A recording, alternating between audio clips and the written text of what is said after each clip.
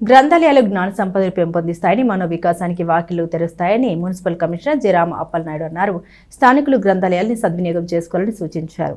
భారత తొలి ప్రధానమంత్రి జవహర్ లాల్ నెహ్రూ జయంతి రోజున శుక్రవారం స్థానిక నెహ్రూ రోడ్లోని శాఖ గ్రంథాలయంలో 58వ జాతీయ గ్రంథాలయ వారోత్సవాలు municipal commissioner J. Rama Appalanaidu ప్రారంభించారు. ప్రస్తుత రోజుల్లో పఠనాసక్తి తగ్గిపోతుందని ఆయన తెలిపారు. ఖాళీ సమయాల్లో పిల్లలకు పెద్దలకు అవసరమైన రకరకాల పుస్తకాలు అందుబాటులో ఉన్నందున అందరూ ఖాళీ సమయంలో గ్రంథాలయాన్ని సందర్శించి విలువైన పుస్తకాలు చదవాలని సూచించారు.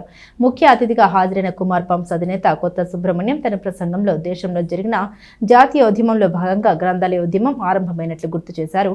ప్రజల్ని చైతన్యవంతుల్ని చేసేందుకు ఊరూరా గ్రంథాలయాలను ఏర్పాటు చేశారని తెలిపారు. వీటి ద్వారా ఎందరో జ్ఞానాన్ని వృద్ధి చేసుకున్నట్టు తెలిపారు. నేటి కాలంలోనూ గ్రంథాలయాల్లో విద్యార్థులకు పోటీ పరీక్షలకు అవసరమయ్యే పుస్తకాలు ఉన్నందున విద్యార్థులు సద్వినియోగం చేసుకోవాలని కోరారు. సభకు ముందు ఆంధ్ర ప్యారిస్ ఆర్ట్ సొసైటీ వ్యవస్థాపకుడు చిత్రకారుడు జయశేఖర్ రాజుచే విద్యార్థులకు చిత్రలేఖనం పోటీలు జరిపారు. గ్రంథాలయ అధికారిని వంకదారి సుబ్బరత్నమ్మ పర్యవేక్షణలో జరిగిన ఈ కార్యక్రమంలో Ainala Malleswararao, Muddabhaktuni Ramanaiah, record assistant S Lavanya Sudha పాఠకులు పాల్గొన్నారు. ఈరోజు నవంబర్ 14 జాతీయ పిల్లల దినోత్సవంతో పాటుగా జాతీయ గ్రంథాలయ వారోత్సవాలు కూడా ఈ రోజు నుండే ప్రారంభమయ్యి నవంబర్ 20 వరకు ఉంటాయి.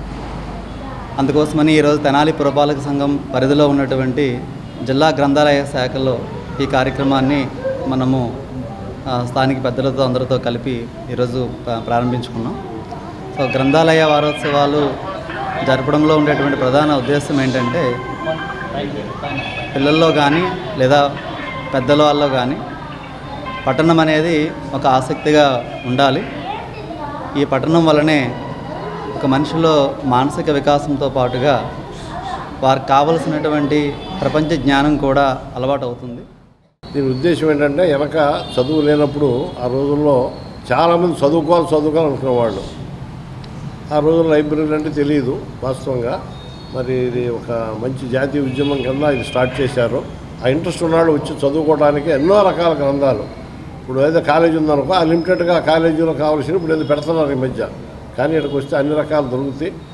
దానికి మంచి కోడు గీడు అయిన ఉండే వాళ్ళు శ్రద్ధ గల వాళ్ళు చక్కగా చదువుకుని ఇందాక కమిషనర్ గారు చెప్పినట్టుగా దాన్ని సద్వినియోగం చేసుకోవాలి. అందరూ కూడా సద్వినియోగం చేసుకుంటే ఇవాళ అందులో విద్య బాగా చదువుతున్నారు అందరూ. మరి చదివినప్పుడు ఇది ఎంతో రష్ ఉండాలి, ఈ ప్లేస్ చాలకూడదు వాస్తవంగా. కానీ అది దాన్ని ఎట్లా సద్వినియోగపరుచుకుంటారనేదే చాలా ముఖ్యమైన విషయం. ఎందుకంటే అన్ని బుక్స్ కొనాలంటే చాలా కష్టం. కాబట్టి అవసరం వచ్చినప్పుడు అవసరం బుక్ని రెఫర్ చేసుకుని వాళ్ళు చదువుకునే శ్రద్ధాభక్తి ఉంటే దీన్ని సద్వినియోగం చేసుకోవాలి. దానికి కావాల్సినటువంటి అన్నీ కూడా గవర్నమెంట్ ఏర్పాటు చేస్తే ఇంకా మంచిది.